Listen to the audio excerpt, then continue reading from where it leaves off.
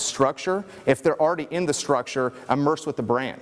It's an extra step, and in that extra step, you're more apt to lose them by saying, here's my page for, I hate to go back to Liberty, but here's my page for Liberty. Here's a URL to go to our homepage, and then please then go to our architecture page to get the information. That's 2 clicks away. That 2 clicks, you're going to lose people. If you can put that URL on the platform, then they are immersed with your brand in the platform without going to the outside website. We're going to be in a world, guys, where we're literally going to be using Facebook to look at the internet. That's how the internet's going to be searched. I mean, how many times have you seen it in your news feed? Susie Q read an article from the Washington Post about, you know, the Time magazine cover. Did you guys see the recent Time magazine cover? You know, how that went viral on Facebook. Did you guys see that? That's where I saw it. I found out about it because Susie Q was talking about it on Facebook, so I clicked over it. It's peer recommendations that drive people to check things out. Facebook's going public. Yes. What's going to happen when it comes under public control? When it comes under public control, it's going to have more scrutiny. More scrutiny means more structure. More structure means more clarity of thought. There's not going to be these strange $1 billion purchases. There's not going to be the timeline coming. There's not going to be Facebook Places coming, Facebook deals coming, and then being brought out because they have stockholders to answer to. The best thing that's ever happened to Facebook is this IPO. I mean, it's the best thing that happens because it makes them have to, it holds them accountable. It holds them accountable to the people who are investing their hard-earned dollars, I'm going to buy stock, hard-earned dollars into the company. I mean, another good example, guys, is, I get this so many times, Facebook's going to be the next MySpace. It's going to be the next Friendster. We all remember MySpace and Friendster. Some of us do. MySpace was purchased by Rupert Murdoch's company for an obscene amount of money. MySpace, it was $500 million plus, Rupert Murdoch's company, News Corp purchased MySpace for. He recently sold it, remember, he bought it for over $500 million, recently sold it for $35 million. Think about that loss. Facebook and Mark have realized the mistakes that the people before them have made and will make sure that they don't make those mistakes again. Most of the times it's great to be first to market. In this particular case, it's not great to be first to market because when MySpace and Friendster hit the marketplace, it was such an uncharted territory. It's like far and away when Tom Cruise and Nicole Kidman came to the US and then they got on the horses and then they went out west to get some land. No far and away fans out here? Okay, you see what I'm saying right there. That's where we're at right now, guys. That's literally where we're at right now. Yes, sir? Time becomes a major issue. Right. Who's logging this in and are there ways to do this? I'm sure there are, but where you can just do a one-stop shop where you make an entry and it goes to Facebook, Twitter, all at once. Awesome question. Excellent question. There are ways. One platform comes to mind. It's called Hootsuite. Anybody familiar with Hootsuite? It's the little owl. Here's the downfall of Hootsuite. Hootsuite's going to save you time. Time is precious. It's our most valuable commodity, without question. But the disadvantage of Hootsuite, Facebook's gone on record and said, we're not going to give the same recognition or placement to people who post through Hootsuite. Think about why. Let's work our way through the business model. If I go and I post content for 10 brands on Hootsuite, and I never go on Facebook, then Facebook doesn't get the metrics from me spending time on that platform that they can then leverage and sell as ad placements. They need the eyeballs on the platform to drive the value of the ads and raise their price points. If you do it through Hootsuite, you're never on the platform, so they can't leverage those metrics to make money. Facebook has said if you post content through Hootsuite, it's not going to be seen by the same amount of people as if you do it directly through Facebook. And it's smart. I mean, it's business. This isn't about what's fair, and this isn't about what's giving the most cushion or the best options for the marketplace. It's business. It's about making money for them, especially for a company that's about to go public.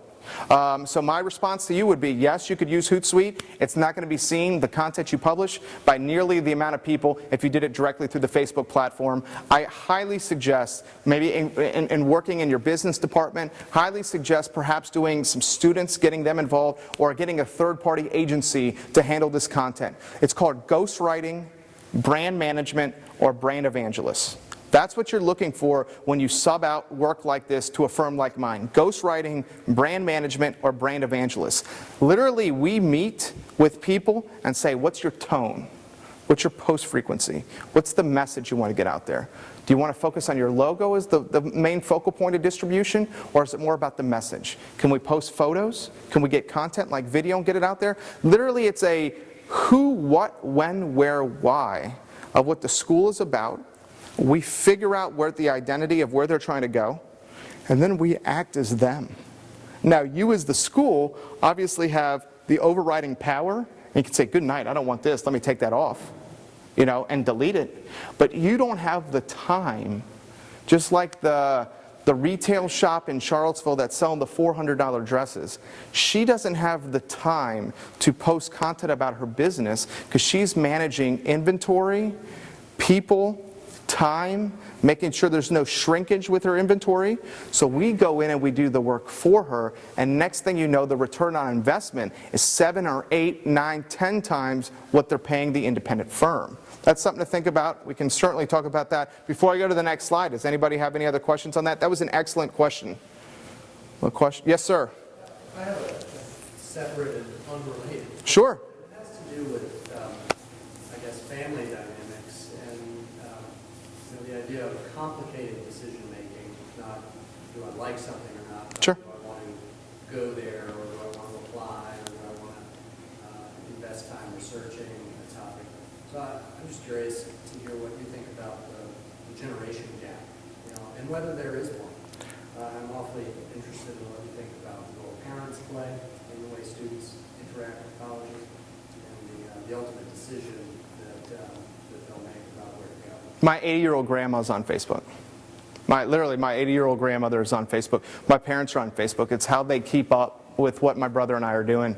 Unfortunately, I am not as good as returning phone calls or calling mom because I'm busy with work, I'm busy with my family, and she wants to know what's going on with my business, she wants to know what's going on with my personal life, and yes, she spends time on my personal life, and how she does it is by going onto the Facebook page. I mean, it's frightening of how many folks, when Facebook first started in 2005, it had this cool factor because it was only the .edus that could get and log into it. It started at Harvard, it matriculated its way down the East Coast, then it went to Stanford. We've all seen the movie, some of us have seen the movie, and then it went over to Stanford. But very quickly, the executive team realized that they have to get rid of this barrier of entry and say anybody can do it.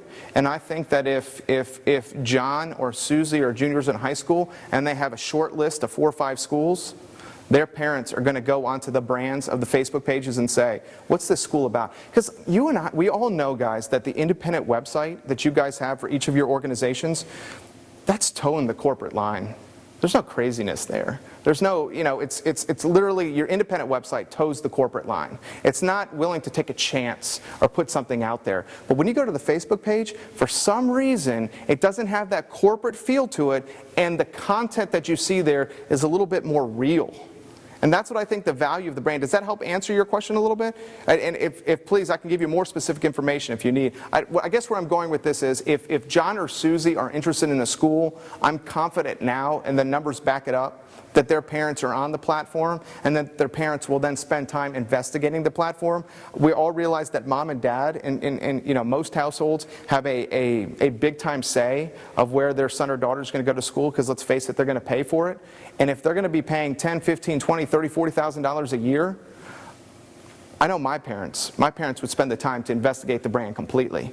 And what's your Facebook saying, right? Your Facebook page or your Twitter page or your social brand, what's it saying right now about your school and a $30,000 check that they need to cut for their kid to go there? I mean, is it saying we represent the high standards and embody the qualities that are associated with the $30K yearly tuition? Ask yourself that question. Because if it doesn't, then that could be impacting, admissions. Yes, sir.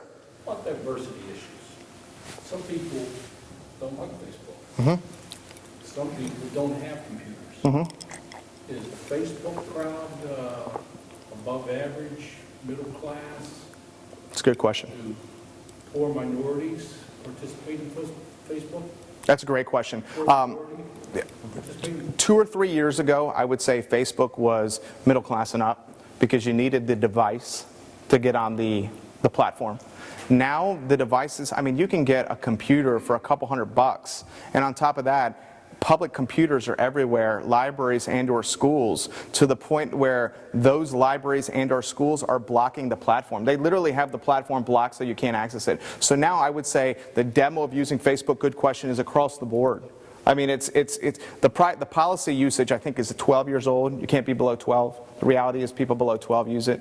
So 12 to 18 are on the platform constantly. And guys, this is your targeted demo. So yes, Facebook is used by the affluent all the way down to the poor.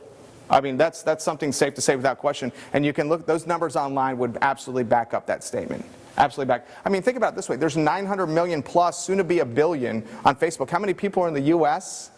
300 some million?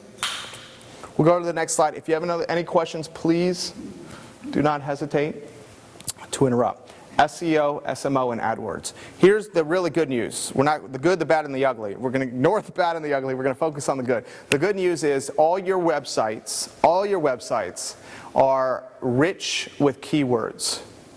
Keywords mean when someone types Lynchburg and school, or when somebody types Farmville and college, you want in peg 1, peg 2, or peg 3 for your link to show up. We've all used Google. How many people, when you search something on Google, go to page 2? I don't go to page 2. If you're not on page 1 on Google, people aren't seeing you.